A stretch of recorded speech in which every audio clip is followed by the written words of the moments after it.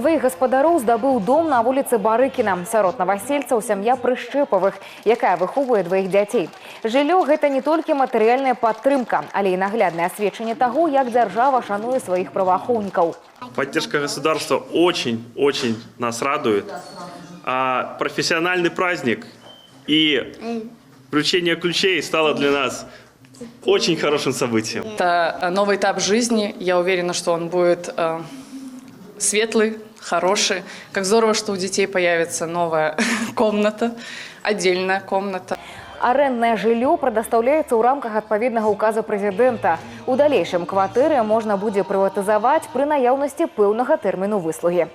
Они несут непростую службу, не в простых условиях. И государство делает все возможное, чтобы эти условия только улучшить.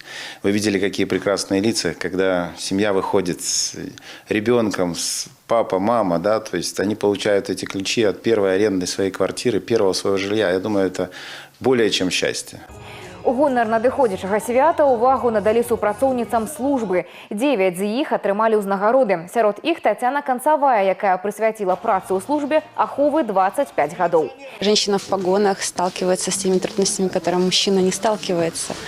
Да, на работе мы должны быть дисциплинированными, должны самоусовершенствоваться, расти, развиваться. Также мы должны и не забывать, что мы остаемся дома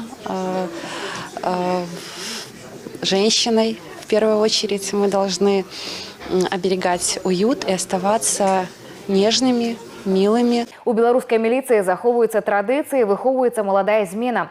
Нашы праваахоўнікі гатовыя супрацьстаяць любым выклікам і пагрозам, каб гарантаваць бяспеку грамадзян.